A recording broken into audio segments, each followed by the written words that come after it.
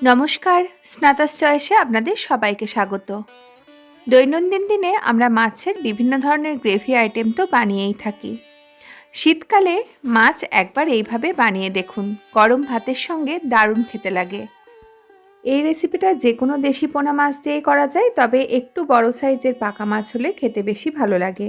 আমি এখানে একটু বড় সাইজের কাতলা মাছ দিয়ে করছি। মাছগুলোতে প্রথমেই সামান্য নুন, হলুদ আর কাঁচা সর্ষের তেল মাখিয়ে রেখে দেব মিনিট ৬-৭ মতো। এর ফাঁকে গ্রেভির মশলাটা তৈরি করে নেব। গ্রেভির মশলাটা কিন্তু একটু আগে বেটে রাখতে হবে, যেহেতু এখানে সর্ষে ব্যবহার করা হচ্ছে সেজন্য, না হলে অনেক সময় তিতো হয়ে যায়। তো প্রথমেই দিয়ে দিয়েছি সর্ষে, কয়েকটা কাঁচা লঙ্কা, কিছুটা পরিমাণ আদা কুচি, কয়েক কোয়া রসুন আর ১ মুঠোর মতো ধনেপাতা।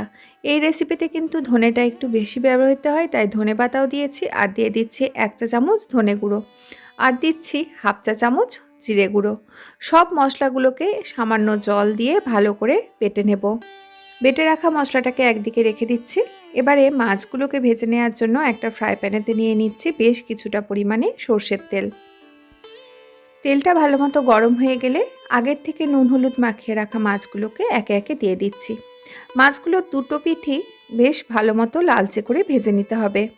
গ্যাসের ফ্লেম কিন্তু এই মুহূর্তে হাইতেই রাখা আছে। মাছের একটা দিক সামান্য ভাজা হয়ে গেলে তারপরে উল্টে নিচ্ছি।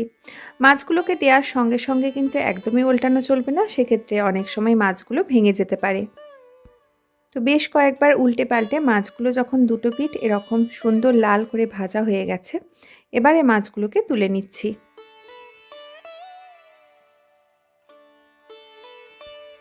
মাছ ভাজা বাড়তি তেলটাতে দিয়ে দিচ্ছি কয়েকটা গোটা মশলা। এখানে আছে 1/2 চা চামচের মতো গোটা জিরে, একটা থেঁতো করে নেওয়া ছোটো এলাচ আর কয়েক টুকরো দারচিনি।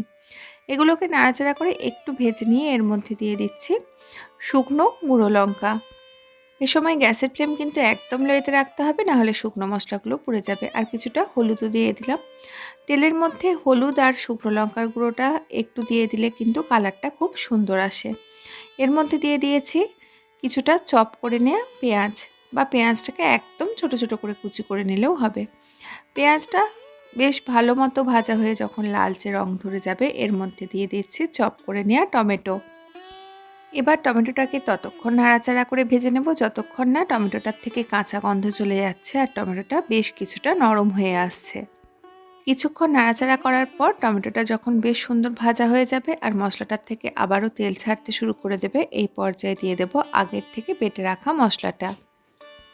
আবারও একবার বলে দিচ্ছি, এই মশলাটা কষানোর সময় কিন্তু গ্যাসের ফ্লেম একদম লোতে রেখেই কষাতে হবে, তবেই ভালো টেস্টটা আসবে। খুব তাড়াতাড়ি মশলাটা কষাতে গেলে কিন্তু টেস্ট অতটা ভালো আসবে না।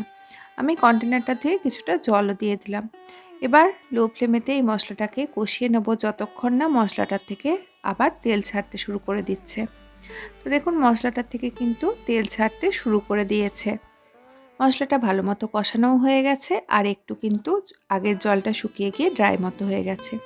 এবার আমি কিছুটা পরিমাণ জল যোগ করে দিলাম গ্রেভির জন্য। আপনারা গ্রেভিটা যেরকম রাখতে চাইবেন সেই অনুযায়ী জল এখন যোগ করবেন।